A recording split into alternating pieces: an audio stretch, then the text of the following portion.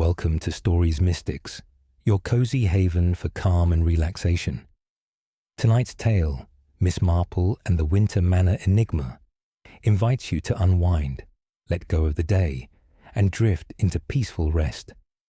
Step into the snowy charm of 1950s St. Mary Mead, where the astute Miss Jane Marple, Agatha Christie's sharp-eyed spinster, unravels a festive mystery wrapped in warmth and wit. Settle in by the fire with a cup of tea or hot cocoa, and this story spans 5 chapters, ideal for a serene afternoon escape. Narrated with elegance and heart, this story is your perfect escape into serenity. I'd love to know, where in the world are you listening from right now? Share it in the comments below, and don't forget to subscribe for more peaceful nights with Stories Mystics. Chapter 1. The Stormy Invitation. In the tranquil yet ever-watchful village of St. Mary Mead, nestled amid the undulating hills of rural England, the winter of 1953 arrived with a ferocity that seemed to mirror the hidden tempests of human hearts. Snow fell in relentless sheets, transforming the familiar landscape into a monochromatic wonderland where cottages with their thatched roofs resembled sugar-dusted confections, and the winding lanes became silent pathways etched in white. The air was crisp, carrying the faint scent of wood smoke from chimneys that puffed defiantly against the cold, and the village green, usually a hub of gossip and games, lay deserted save for the occasional hardy soul trudging homeward with parcels clutched under arms. At the heart of this serene tableau stood Danemead Cottage, the modest abode of Miss Jane Marple, an elderly spinster whose frail exterior belied a mind as incisive as a surgeon's scalpel. Miss Marple sat in her favoured armchair by the parlour window, her knitting needles clicking a steady cadence that echoed the rhythm of her thoughts. A woolen shawl draped her shoulders, warding off the draught that seeped through the casements, and a pot of tea steamed gently on the side table, its aroma mingling with the faint perfume of dried lavender from a nearby sachet. Her blue eyes, keen and unclouded despite her years, surveyed the storm outside with quiet fascination. She noted how the wind sculpted the snow into elegant drifts against the hedgerows, how the postman braved the gale with his cap pulled low, and how Mrs. Price from the vicarage hurried along, her umbrella inverting comically in a gust. Villages, Miss Marple often reflected, were microcosms of the world, full of predictable patterns and surprising deviations, much like the people who inhabited them. It was on this blustery afternoon that an unexpected invitation arrived, delivered by the resilient postman who stamped snow from his boots on her doorstep. The envelope was of fine cream stock, embossed with the crest of Winter Manor, the grand estate perched on the village's northern edge. Miss Marple adjusted her spectacles and slit it open with a paper knife, unfolding a note, penned in elegant script. "Dear Miss Marple," it read, "in this season of chill and seclusion, I would be delighted if you could join us at Winter Manor for a small gathering this evening. Your wisdom and company would be a balm against the storm. Yours sincerely, Eleanor Blackwood." Mrs. Eleanor Blackwood was a figure of quiet dignity in St. Mary Mead, a widow in her 60s who had inherited the manor upon her husband's passing 5 years prior.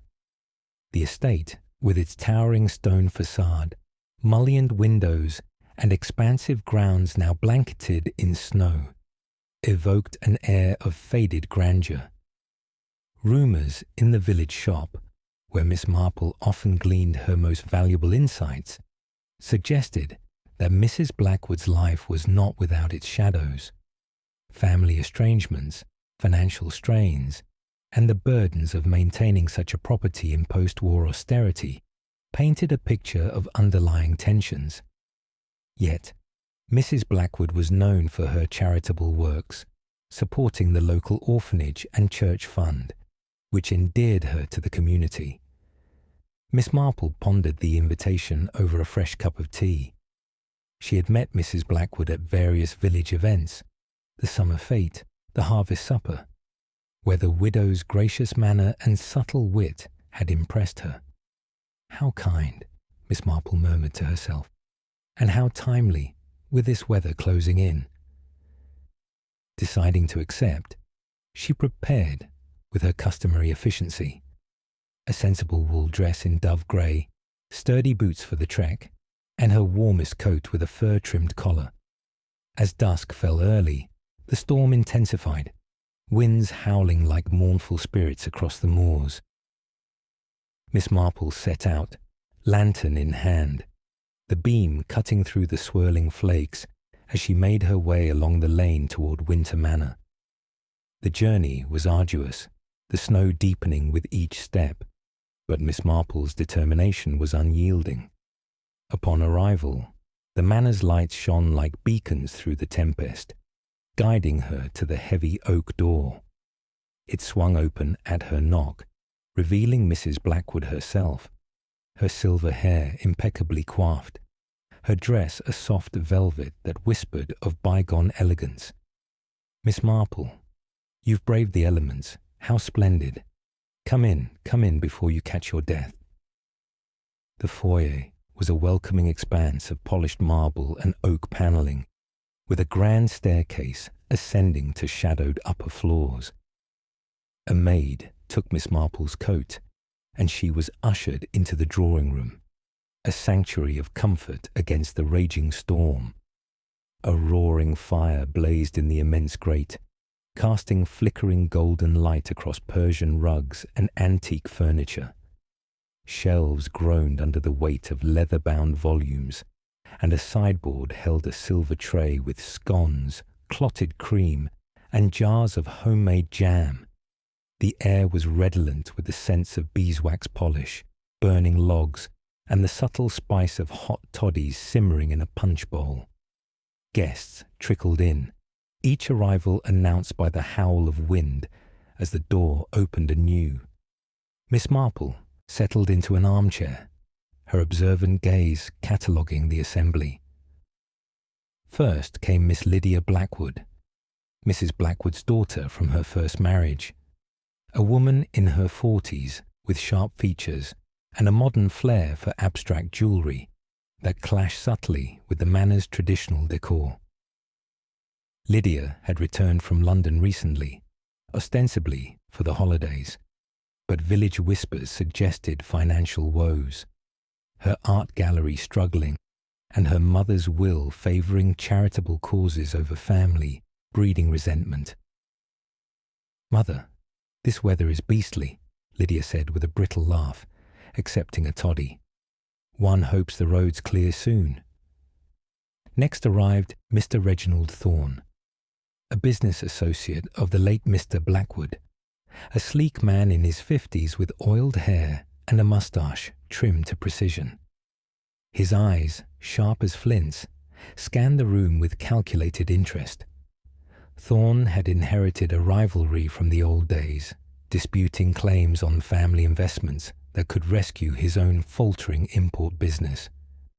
"Eleanor, charming as ever," he greeted, his voice smooth but laced with undercurrents Miss Marple detected, like a river hiding rocks beneath. Nurse Clara Hayes bustled in next, a robust woman in her late 30s, with a practical uniform and a kind, round face framed by sensible curls. As Mrs. Blackwood's live-in caregiver, she managed the widow's mild ailments with devotion, but gossip hinted at overreach, perhaps angling for a bequest after years of service without adequate reward. "Mrs. Blackwood, I've prepared your special hot chocolate," Nurse Hayes said warmly, handing over a steaming mug. "Just as you like it, with a dash of cinnamon." The family lawyer, Mr. Horace Wilkins, followed, a portly gentleman in his 60s, puffing from the walk, his briefcase bulging with papers. Wilkins handled the Blackwood affairs, but unpaid fees and knowledge of the will's exclusions had soured relations. "Dreadful out there," he grumbled, warming his hands by the fire. Lastly, the young maid, Miss Sophie Grant, moved efficiently about, her apron crisp, though her youthful eyes held a spark of discontent. Long hours and meagre pay, as confided to the grocer's wife. As the group gathered, Mrs. Blackwood raised her toddy in toast, to shelter from the storm and the warmth of good company. Laughter rippled, charades proposed as entertainment. Guests mimed winter scenes, snowmen, sleigh rides, with varying success. But Miss Marple noted anomalies. A misplaced book on the shelf, a furtive glance between Lydia and Thorn, Mrs. Blackwood's hand trembling slightly as she sipped her hot chocolate. The game peaked with Mrs. Blackwood's turn, but midway she faltered. I don't feel quite right," she whispered, her cup slipping. She collapsed gently onto the settee, her breathing shallow then still. Panic fluttered. Nurse Hayes checked her pulse. "She's gone, poisoned by the symptoms. Arsenic, I'd wager." The storm sealed them in. Miss Marple sighed, softly. How very sad, and in such a gathering of friends. Chapter 2. Shadows in the Snow. The grandeur of Winter Manor, which had so recently enveloped its guests in a cocoon of warmth and conviviality, now seemed to contract under the weight of tragedy, its high ceilings and echoing halls amplifying the stunned silence that followed Mrs. Blackwood's collapse. The drawing room, with its flickering fire casting elongated shadows across the ornate rugs and polished woodwork, felt suddenly oppressive, as if the very walls absorbed the shock and reflected it back in muted whispers. Outside, the blizzard raged unabated, winds battering the windows like insistent intruders, piling snowdrifts against the panes and sealing the manor as effectively as any locked door. No one could leave, no help could arrive swiftly. In this isolated enclave, secrets that had simmered beneath polite conversations now threatened to boil over. Miss Jane Marple remained seated in her armchair, her composure a steady anchor amid the fluttering panic. She had witnessed such scenes before in the quiet corners of St. Mary Mead, sudden deaths that peeled back the veneer of civility to reveal the raw undercurrents of human nature. Her hands folded neatly in her lap, she observed the room with eyes that missed nothing.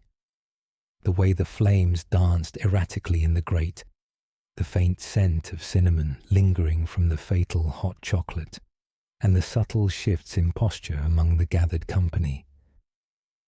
Nurse Clara Hayes, ever the professional, had confirmed the worst after a brief examination. "It's poison, without a doubt," she said, her voice steady, but her round face ashen. "Arsenic, by the symptoms, convulsions, then stillness. Oh, poor Mrs. Blackwood."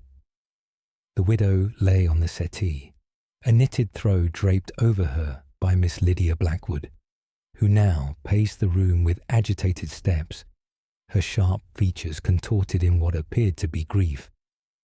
Lydia's modern jewellery, bold silver earrings and a geometric brooch, caught the firelight, flashing like signals in the dimness. "Mother, how could this happen? Who would do such a thing?" she exclaimed, her voice breaking on the last word. But Miss Marple noted the way Lydia's gaze darted not to her mother's still form, but to the adjoining library door, where shelves of valuable books gleamed faintly. Among them was a rare first edition of a Dickens novel, a family heirloom worth a small fortune.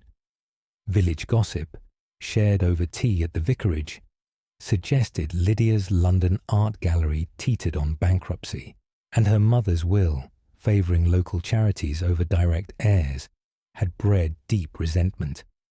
Lydia's motive shimmered like the snow outside. Inheritance could salvage her dreams. but only if the will remained unchanged. Mr. Reginald Thorne stood by the mantel, his sleek frame rigid as he lit his pipe with deliberate motions, the match flaring briefly to illuminate his calculating eyes. The tobacco's aromatic puff did little to mask the tension in his moustache-twitched smile. A tragic accident, surely, he suggested, though his tone lacked conviction. Perhaps something in the kitchen stores, old spices gone bad. Miss Marple recalled an earlier snippet of conversation she had overheard in the foyer. Thorne pressing Mrs. Blackwood about unresolved business matters from her late husband's era. "Those investments are mine by right," he had hissed softly. With Mrs. Blackwood gone, Thorne stood to claim disputed assets that could revive his import firm, teetering on the brink of collapse amid post-war shortages. His alibi during the charades, a brief retreat to the library for a book, conveniently near the kitchen passage. Nurse Hayes knelt by the settee, wringing her hands in her apron, tears tracing genuine paths down her cheeks. "I prepared that hot chocolate myself. Just milk, cocoa, and her favorite cinnamon. How could it—" Her voice trailed into a sob. Devoted to Mrs. Blackwood for over a decade, Hayes had become almost family, managing ailments with herbal remedies and quiet efficiency. Yet, whispers from the village chemist hinted at her financial straits, supporting an ailing sister on a nurse's wage, and hopes for a generous bequest in the will. Had devotion curdled into desperation? Miss Marple watched as Hayes busied herself straightening the throw, her sturdy hands trembling slightly. Mr. Horace Wilkins, the lawyer, adjusted his spectacles repeatedly, his portly figure shifting uncomfortably in an armchair. Sweat beaded on his brow despite the room's chill edges. "We must notify the authorities," he blustered, clutching his briefcase as if it were a shield. Wilkins knew the intricacies of the Blackwood estate better than anyone, having drafted the will that now loomed over them all. Unpaid fees for his services, accumulated over years of legal wrangling, provided a motive as solid as the manor's stone foundations. His resentment might have festered, especially knowing the document excluded any bonuses for him. Miss Sophie Grant, the young maid, hovered at the room's periphery, clearing away the abandoned toddy glasses with clattering trays that betrayed her nerves. Her fresh face, framed by dark curls, held a mix of shock and something sharper, perhaps indignation. "I set the table, miss, but the drinks were Nurse Hayes's doing," she said, when eyes turned her way. Grant's position offered little pay for endless tasks, and Miss Marple had heard from the grocer that the girl dreamed of city life, thwarted by her circumstances. A grudge against the demanding Mrs. Blackwood could simmer into something lethal. The storm's fury delayed official intervention, but soon a pounding at the door announced Sergeant Arthur Hayes, no kin to the nurse, a sturdy village constable who had skied through the drifts from St. Mary Mead proper. His uniform dusted with snow, his cheeks ruddy from exertion, he stamped into the foyer, bringing a gust of icy air. "Word reached me via telephone before the lines went down," he explained gruffly. "No one leaves this house till morning, storm or no. This is murder, plain as day." He examined the scene, noting the faint metallic tang in the emptied mug. "Arsenic, eh? Common enough in rat poisons or old medicines." Questioning commenced in the drawing room, Sergeant Hayes's notebook open, his pencil scratching methodically. "Miss Blackwood, where were you during the charades?" Lydia replied smoothly. "The powder room, freshening up." Thorne claimed the library, selecting a volume for later reading. Nurse Hayes had been fetching fresh linens from the hall cupboard. Wilkins insisted he was by the fire, warming my hands. Grant had been in the kitchen, preparing more scones. Miss Marple, seemingly peripheral, engaged in what appeared idle chatter, her voice soft and unassuming. With Wilkins, she discussed the bookshelves. Such a fine collection, Mr. Wilkins. That rare Dickens edition. It's not in its usual spot, is it? He flustered, adjusting his tie. Oh, must have been moved for dusting. But Miss Marple's keen eye spotted the faint dust outline on the shelf, a rectangular void where the book had rested, suggesting recent removal. A clue, perhaps, or a red herring planted amid the confusion. As the clock struck midnight, the winds howled like banshees, rattling the shutters. Sergeant Hayes called a halt. We'll resume at dawn. Rooms for all. No wandering. The group dispersed uneasily, footsteps echoing on the stairs. Miss Marple retired to a guest chamber, the bed's linens crisp and cold. By candlelight, she reviewed the evening. Trembling hands, darting eyes, the misplaced book. Human frailties, greed, resentment, longing, wove a web as intricate as the snowflakes outside. The enigma deepened, but in the cozy isolation of Winter Manor, truth would emerge, one observation at a time. Chapter 3. Veiled secrets. The first light of dawn pierced the heavy curtains of Winter Manor like tentative fingers, casting a pale, ethereal glow over the snow-shrouded grounds of St. Mary Mead. The blizzard had abated during the night, leaving behind a world transformed. Drifts sculpted into graceful waves against the garden walls, icicles dangling like crystal pendants from the eaves, and a crisp silence broken only by the distant call of a rook. The village below began to stir, smoke curling lazily from chimneys as hearths were rekindled, and the church spire stood sentinel against a sky blushing with the promise of a clearer day. Yet within the manor, the warmth of the previous evening's fire had faded to embers, and an invisible pall hung over the inhabitants, a reminder that death had intruded upon their seclusion. Miss Jane Marple had risen early, as was her habit, finding sleep elusive amid the creaks of the old house and the whirl of unanswered questions in her mind. She dressed in her practical woolens, pinning her brooch with care, and slipped downstairs before the others awoke. The drawing-room lay as they had left it, the settee empty now, Mrs. Blackwood's body respectfully moved to a cooler parlour by Sergeant Hayes and Mr. Wilkins during the night. The air still carried a faint trace of cinnamon and tobacco, mingled with the musty scent of old books. Miss Marple paused by the library door, her keen eyes reaffirming the dust outline on the shelf. The rare Dickens edition decidedly absent. How curious, she murmured to herself. Books don't wander on their own. Venturing to the foyer, she donned her coat and boots, stepping out into the garden under the guise of needing fresh air. The snow crunched satisfyingly underfoot, pristine save for a set of footprints, deep, deliberate impressions leading from the side door toward the conservatory at the manor's rear. The prints were large, suggesting a man's boot, though the thaw had begun to soften their edges. Miss Marple followed them carefully, her breath forming misty clouds in the chill air. The conservatory, a glass-enclosed haven of tropical greenery amid the winter barrenness, loomed ahead, its panes fogged with condensation from the heated interior.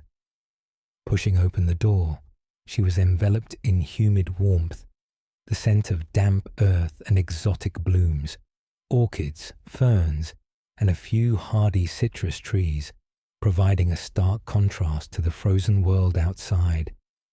Sunlight filtered through the glass, dappling the flagstone floor. Miss Marple wandered the narrow paths, admiring the vibrant petals that defied the season. But her attention was drawn to a potting bench cluttered with trowels, gloves, and seed packets. There, partially obscured by a watering can, lay a small glass vial, its stopper missing and label peeled to illegibility. A few crystalline grains clung to its rim, arsenic perhaps, or a garden pesticide akin to it. She left it untouched, knowing Sergeant Hayes would want to examine it. Left in haste, she whispered. Whose footprints had led here? Mr. Thorne's, with his library alibi nearby, or Mr. Wilkins, whose briefcase might conceal such items? Returning indoors as the household awakened, Miss Marple found the breakfast room abuzz with subdued activity. Jenkins, the elderly butler who had served the Blackwoods for decades, had laid out a modest spread: porridge, toast with marmalade and strong tea. The suspects gathered warily, their faces etched with fatigue and suspicion. Miss Lydia Blackwood entered first, her sharp features drawn, though she had applied a touch of rouge in an attempt at normalcy. "What a ghastly night," she said, pouring tea with unsteady hands. "Mother would have hated this fuss." Mr. Thorne joined them, his pipe already lit, the smoke curling like a veil. "Indeed, but we must face facts. Someone here is responsible." His eyes flicked accusingly toward Lydia. "You stood to gain the most, my dear. That will of hers, charities over family. Unnatural." Lydia's cup clattered in its saucer. "How dare you? Your grubby business claims drove you to desperation. I saw you lurking near the kitchen last night." Her voice rose, echoing the simmering tensions that had been bottled overnight. Nurse Hayes interjected, her round face flushed as she buttered toast. Now, no need for accusations. It could have been an accident. Old rat poison mistaken for sugar in the pantry." But her suggestion rang hollow. Miss Marple recalled Hayes's exclusive preparation of the hot chocolate, and the nurse's financial woes provided a shadow of motive. Mr. Wilkins harumphed, unfolding a napkin. Preposterous. This was deliberate. And as her lawyer, I know the will's details, exclusions that rankled more than one here. His gaze lingered on Thorne, implying knowledge of disputed investments. Miss Grant, serving quietly, muttered under her breath, "Some of us just work here, with no say in wills or poisons." Her youthful resentment flickered, a reminder of her overlooked status. A knock at the door interrupted the fraying tempers. Jenkins admitted a delegation from the village. The vicar's wife with a hamper of biscuits and jams, the postmistress bearing fruitcake, and a farmer's boy with fresh milk. "Terrible news about Mrs. Blackwood," they chorused, eyes wide with a mix of sympathy and curiosity. "The whole village is praying. If there's aught we can do." Sergeant Hayes thanked them, ushering them out before gossip could spread further indoors. The hampers, symbols of St. Mary Mead's communal spirit, sat on the sideboard, their comforting aromas a balm against the discord. Sergeant Hayes resumed his inquiries in the drawing room, his notebook at the ready. That vial in the conservatory, found by Miss Marple here, matches arsenic residue. Gasps rippled. He produced a discovery from his dawn search. A crumpled note from Mrs. Blackwood's desk drawer reading, "Repay your debts or suffer." The handwriting was disguised, but it pointed to Mr. Wilkins, whose unpaid fees were notorious. "That's not mine," Wilkins protested, his portly frame quivering. "Planted, I say, to frame me." Miss Marple noted the paper's quality. It matched Nurse Hayes's personal stationery, glimpsed in her room earlier. A clever red herring designed to mislead. As the morning waned into afternoon, tea was served in the library. the group seeking distraction amid the books, Miss Marple conversed gently with Miss Grant. "Such a trying time for staff. Did you notice anything odd with the ingredients?" The maid hesitated. "The cinnamon jar was lighter than usual, miss. Thought it was low stock, but now—" "A vital clue. The poison likely introduced via the spice, targeting Mrs. Blackwood's favoured addition." With Thorne, Miss Marple discussed literature. "That missing Dickens, valuable, I hear." He puffed his pipe. "Indeed, but irrelevant." Yet his fingers twitched, betraying unease. Lydia confided tearfully, "Mother and I argued, but I loved her." Hayes nodded sympathetically, Wilkins buried in papers. As dusk approached, carolers from the village arrived at the door, their lanterns bobbing in the gathering twilight. Bundled against the chill, they sang "The Holly and the Ivy" and "Good King Wenceslas," their voices pure and uplifting, weaving through the manor's halls like threads of hope. The suspects gathered at the windows, listening in momentary truce, the melodies evoking the warmth of community beyond their isolation. Miss Marple stood apart, her mind sifting the veiled secrets, the vial, the note, the tampered cinnamon, the absent book, clues embedded in the mundane red herring scattering the path. Human vulnerabilities, greed disguised as ambition, resentment cloaked in duty, formed the enigma's core. As the carolers departed, leaving echoes of harmony, she sensed the web tightening. Tomorrow would bring further unravelling in this cosy yet shadowed haven. Chapter 4. Tangled Webs. The thaw set in earnestly on the second day following Mrs. Blackwood's tragic demise, the sun climbing higher in a sky cleared of storm clouds, its rays melting the snowdrifts into rivulets that trickled down the manor's gutters like reluctant confessions. In St. Mary Mead, the village lanes turned to slush underfoot, and villagers emerged from their cottages, exchanging nods and murmured speculations over garden fences. The church bells tolled a sombre midday, a reminder of life's fragility amid the renewing earth. At Winter Manor, the atmosphere mirrored this shift, facades of innocence beginning to crack, alibis softening like the ice outside, as the web of deceit grew ever more tangled. Miss Jane Marple had spent the morning in quiet reflection, seated in the morning room with a view of the gardens, where patches of green lawn peeked through the retreating white. Her knitting needles clicked steadily, a metronome for her thoughts, as she pieced together the fragments gleaned from the previous day's revelations: the vial in the conservatory, the forged note on Nurse Hayes's stationery, the tampered cinnamon jar, and the conspicuously absent rare Dickens edition from the library shelf. Human motives, she mused, were like the village's interwoven paths, familiar on the surface, but prone to unexpected turns when least anticipated.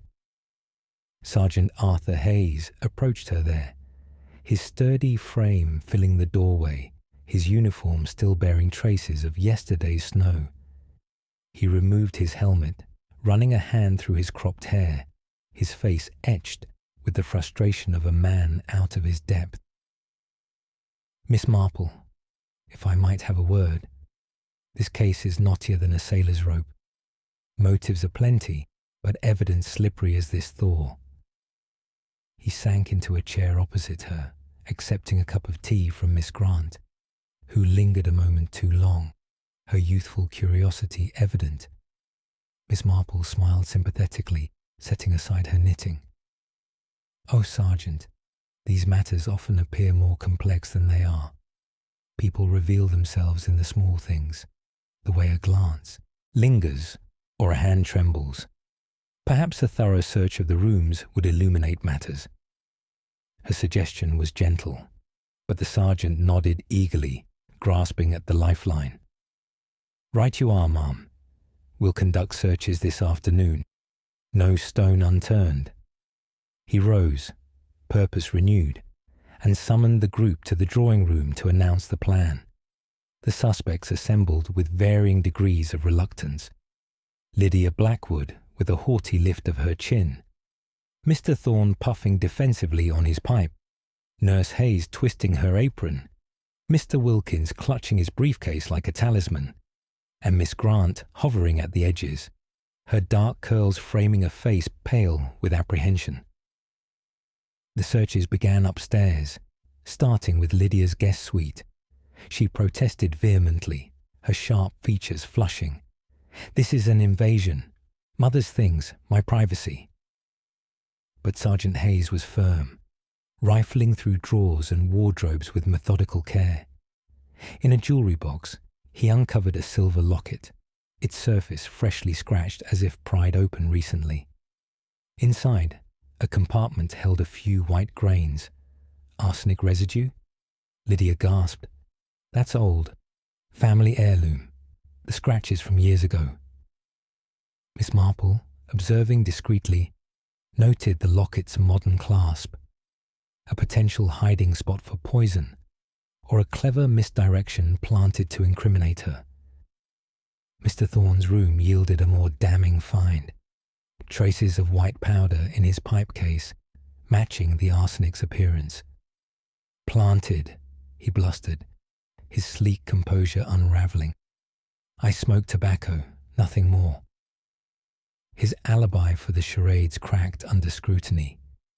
He admitted lingering near the kitchen passage, fetching a match, but the timing allowed opportunity to tamper with the cinnamon.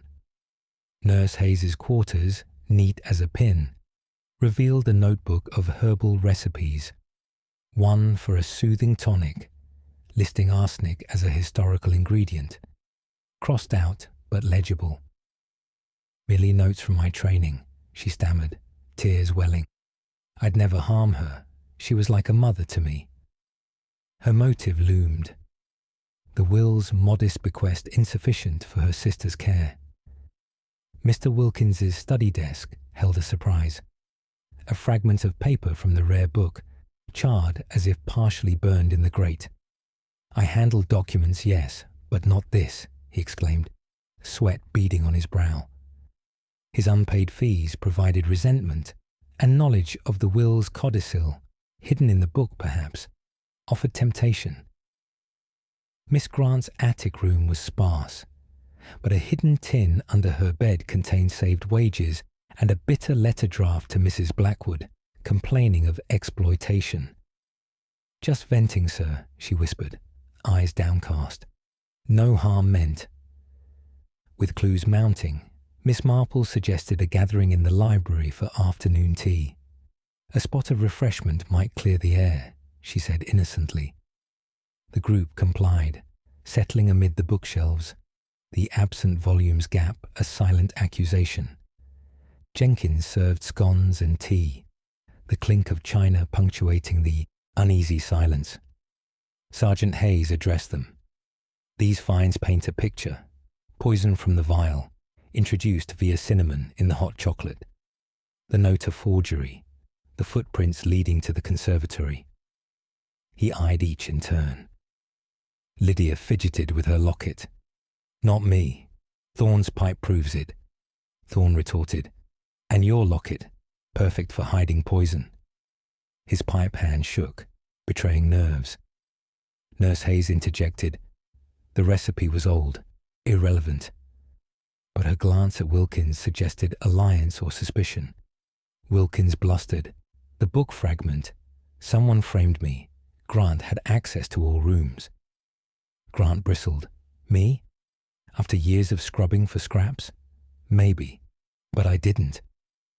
Miss Marple interposed gently, pulling a charade card from her pocket, a leftover from the fatal evening. "Let us recall the game. Such distractions allow for slips unnoticed." She mimed a scene, drawing reluctant participation. As they acted, connections surfaced. Thorne's library retreat, aligned with the book's disappearance.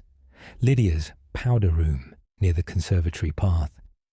Tensions escalated, voices rising like the thaws drips outside. "You overheard Mother mention the codicil in that book, favouring charities, cutting you out," Lydia accused Thorne. "And you, desperate for funds," he shot back. Hayes defended. "We all cared for her." Wilkins nodded. "Indeed, perhaps suicide, melancholic in winter." Grant snorted. "With us trapped, unlikely." Miss Marple observed the tangled web, the scratched locket, old damage, misdirection. Pipe powder, planted, perhaps by Hayes. Recipe, innocent study. Book fragment, hasty destruction. Letter, mere frustration. Footprints too obvious, Thorne's size, but muddied to mislead. As evening shadows lengthened, the fire rekindled for warmth, casting flickering light on strained faces. Miss Marple's voice cut through. "Greed binds many, but one strand pulls tightest." The codicil threatened ruin, for the rival eyeing assets. Thorne stiffened. "Absurd." "Yet your boots match the prints. You argued with her, learned of the book's secret compartment hiding the codicil. Slipped out during charades, stole and burned it. But a piece remained. Poison from the vial, stolen from the conservatory shed, dosed in the cinnamon knowing her preference." He protested, but Sergeant Hayes produced the partially burned codicil from Thorne's grate, legible enough to confirm. Thorne's shoulders sagged, the web unravelling. But wait. Miss Marple paused inwardly. Full confession pending. Doubts lingered on accomplices or deeper layers.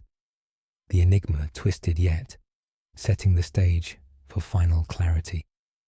The group dispersed watchfully, suspicions simmering like the tea left cooling. Miss Marple retired, her mind alert amid the manor's creaks.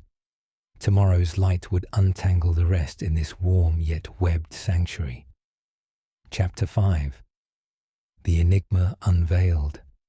As the afternoon light waned on the second day after Mrs. Blackwood's untimely death, the Winter Manor seemed to hold its breath, the thawing snow outside dripping from the eaves in a rhythmic patter that echoed the ticking of the grandfather clock in the hall. The village of St. Mary Mead lay below, its cottages aglow with early lamplight, villagers gathering for evening teas and sharing hushed tales of the manor's tragedy. Inside, the drawing room had been reconvened for what Sergeant Arthur Hayes termed a final reckoning. The fire blazed anew in the grate, casting a warm, flickering ambience that contrasted the chill of suspicion lingering among the assembled company. Armchairs were drawn into a semicircle, the rare book's empty shelf in the library visible through the open door, a silent witness to the unfolding drama. Miss Jane Marple took her place modestly, her knitting bag at her feet, though her needles remained idle for once. The suspects settled uneasily, Miss Lydia Blackwood with her sharp gaze darting like a cornered bird, Mr. Reginald Thorne puffing defensively on his pipe, Nurse Clara Hayes twisting a handkerchief in her sturdy hands, Mr. Horace Wilkins adjusting his spectacles with nervous precision, and Miss Sophie Grant standing at the back, her youthful face a mask of wary anticipation. Sergeant Hayes stood by the mantel, his sturdy presence commanding order. "Miss Marple has some insights," he announced gruffly. "Best we hear her out." Miss Marple inclined her head graciously, her voice soft, yet carrying the clarity of long-honed wisdom. "My dears, in a village like St. Mary Mead, where lives intertwine like vines on a trellis, tragedies such as this stem not from malice born overnight, but from seeds of discontent sown over time. Mrs. Blackwood was a kind soul, generous to her community, yet her will and affections stirred envy. Arsenic in her hot chocolate, administered via the cinnamon, her special touch, ensured a swift, targeted end. But who among us wove this tangled web? She paused, her blue eyes scanning the room, meeting each gaze in turn. The fire popped, underscoring the tension. Let us untangle the threads one by one. Miss Blackwood, Lydia, dear, your estrangement from your mother was painful. Your London ventures strained by debts. The will's favouritism toward charities chafed, and your locket, with its scratched compartment, seemed a perfect vessel for poison. Yet the damage is old, from years past, and your grief, though sharp, rings true. You argued, yes, but love, not hate, defined you.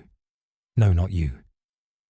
Lydia exhaled sharply, her shoulders sagging in relief, a tear tracing her cheek. Thank you, Miss Marple. I couldn't have. Miss Marple nodded kindly, turning to Nurse Hayes. Clara, your devotion was exemplary, tending Mrs. Blackwood through ailments with remedies and care. Your notebook's recipes hinted at knowledge of arsenic, and the forged note used your stationery, a clever plant to shift blame. Financial burdens for your sister weighed heavy, hopes for a bequest perhaps tempting. But your tears are genuine. Your hands heal rather than harm. The cinnamon you prepared was tampered after, not by you. Innocence shines through your service. Nurse Hayes sobbed quietly, clutching her handkerchief. Bless you. She was family to me.